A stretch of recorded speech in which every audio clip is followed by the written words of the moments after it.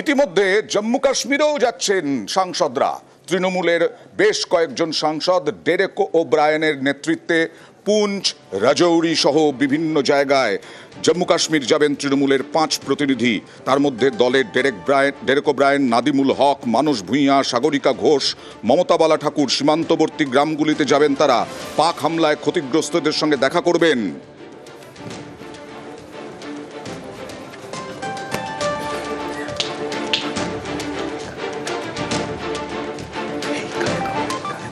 আরে দূর দেখেই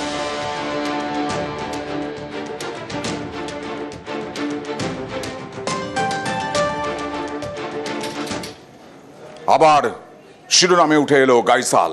এই গাইসালে আবার আজকে ট্রেনে আগুন লাগলো। একটি demo train, local train Siliguri থেকে মালদা আসছিল। পেছনের ইঞ্জিনে ভয়াবহ আগুন, ইঞ্জিন পুড়ে খাক হয়ে গেল।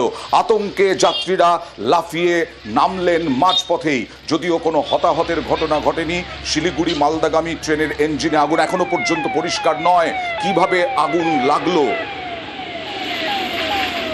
দাও দাও করে জ্বলল এই ডেমো ট্রেনের পেছনের ইঞ্জিন, পুড়ে ছাই হয়ে গেল। भयानक लगी हुई है, देख पा रहे हैं कितनी तेज अभी भी आग लगी हुई है। इंजन के सामने हिस्से में देख पा रहे हैं दमकल कर्मी जो है पूरी तरह से आग को बुझाने की कोशिश कर रहे हैं। लाइव एंड एक्सक्लूसिव एकमात्र न्यूज टुडे के पर्दे पर देख पा रहे हैं बड़ी खबर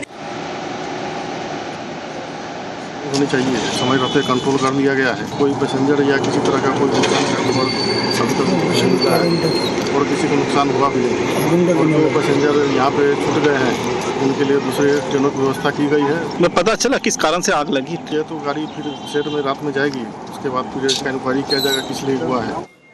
আর যাত্রী দুর্ভোগ সকাল থেকে আমরা দেখাচ্ছি। ইন্টারলকিং সিস্টেমের কাজ হয়েছিল যাত্রী দুর্ভোগ যাতে না হয়, তা শেষ হওয়ার পরেও দীর্ঘ যাত্রী দুর্ভোগ।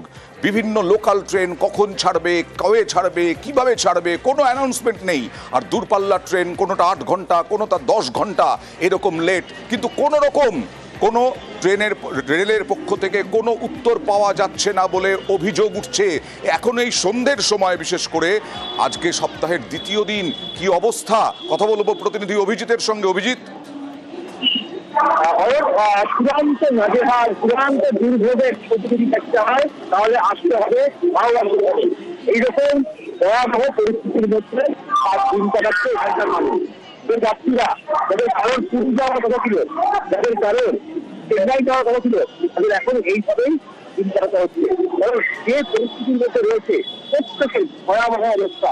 10 ঘন্টা, 8 ঘন্টা, 12 ঘন্টা নানা এরকম ভাবে লেট। আমি কথা বলবো। আর লোকাল ট্রেন আমি কথা বলবো। আপনার নাম? আমরা কিন্তু ফোনে আছি অভিজিৎ তোমার সঙ্গে।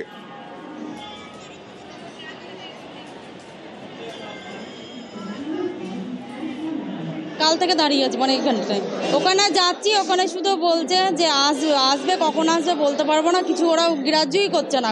মানে সারা রাত বাচ্চা নিয়ে খুবই অসুবিধার মধ্যে আছি। কাল থেকে হাওড়া স্টেশনে এইভাবেই বাইরে বসে আছি আমরা। কাল রাত্রি 9:30 থেকে বসে আছি এখানে এসে দেখছি ট্রেন না। সারা রাত যেভাবে সেভাবে কাটিয়ে ট্রেনের কোনো খবর নেই। বলে দিক ট্রেন ক্যান্সেল থাকলে ক্যান্সেল বা কিছু এরকম কোনো খবরই দিচ্ছে না দাদা। আর যেটা বলছিলাম, সকাল থেকে আজকে দেখাচ্ছিলাম সাঁতরাগাছির জন্যই বিভিন্ন জায়গায় বিভিন্নভাবে দূরপাল্লার ট্রেন আটকে রয়েছে। দূরপাল্লার ট্রেন আটকে রয়েছে 8 থেকে 18 ঘন্টা, কোনোটা 10 ঘন্টা, কোনোটা 15 ঘন্টা আটকে।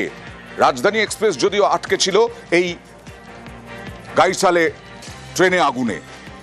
আর আজকে সকাল থেকে ভোগান্তি, সিগন্যাল সমস্যায়। লোকাল ট্রেনেরও কোনো ঠিক ঠিকানাই নেই। 1 থেকে 1.5 ঘন্টা লেট লোকাল ট্রেনের। আজকে সপ্তাহের দ্বিতীয় দিন অফিস যাত্রীরা চূড়ান্ত দুর্ভোগে পড়েছেন। লোকাল এবং দূরপাল্লার দুই তরফের যাত্রীদের দেখুন বক্তব্য। কালকে সকাল 10:30টায় ছাড়ার কথা ছিল না, আমরা প্ল্যাটফর্মে যাইনি। সময় স্টেশন মাস্টারের কাছে গেলাম, গিয়ে জানলাম উনি কোনো খবর দিতে পারছেন না। আমরা এতবার ঘুরতে গেছি, কখনো এরকম হয়নি, কিন্তু এই প্রথমবার আমরা এত বেশি ভুগলাম।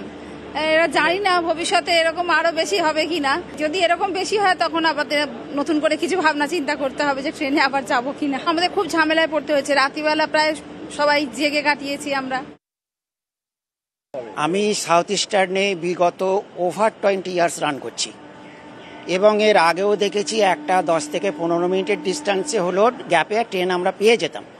বিগত 2 বছর ধরে কোনো রকম কোনো অ্যানাউন্সমেন্ট ঠিকঠাকও হয় না, প্লাস ট্রেন আমরা নিয়মিত পাই না। অবস্থা তো খুবই খারাপ। আমিও দাদার মতো বিগত 10 বছর ধরে যাতায়াত করছি। এখানে সিস্টেমের কোনো ঠিক নেই, অ্যানাউন্সমেন্টেরও কোনো ঠিক নেই। হঠাৎ করে গতকালই এবার তার আগের দিন এরকম একটা অ্যানাউন্স হলো যে 3 নম্বরে হাওড়া পাঁশকুড়া আসছে। আমরা সবাই 4 নম্বর থেকে 3 নম্বরে চলে এলাম। তারপরে দেখা গেল যে হাওড়া আমতা লোকাল এসছে। আজকে সকাল থেকে আমি এইমাত্র এসছি, যদিও তবুও দাদার কাছ থেকে শুনছি মানে প্রচুর সমস্যা। দক্ষিণ পূর্ব শাখা সাঁতরাগাছি স্টেশনে RRI ও ইলেকট্রিক ইন্টারলকিং, তবে তারপরেও সমস্যার কোনো সমাধান হয়নি। দীর্ঘ 2 দিন ধরে কার্যত সিগন্যাল ফেলিওরের জেরে বিপর্যস্ত ট্রেন চলাচল, যার জেরে বাতিল করতে হয়েছে বেশ কিছু দূরপাল্লার ট্রেন, এমনকি সময়সূচি বদল করতে হয়েছে একাধিক দূরপাল্লার ট্রেনে। আর একই রকমভাবে বিপর্যস্ত লোকাল ট্রেনের যাতায়াত, কার্যত দিশেহারা নিত্যযাত্রীরা। তবে এই সমস্যা থেকে কবে আসবে সমাধান তা নিয়ে সদুত্তর দিতে পারেনি রেল। ক্যামেরায় পিন্টু সরকারের সঙ্গে দেবাশিস চক্রবর্তী, নিউজ 18 বাংলা, সাঁতরাগাছি, হাওড়া।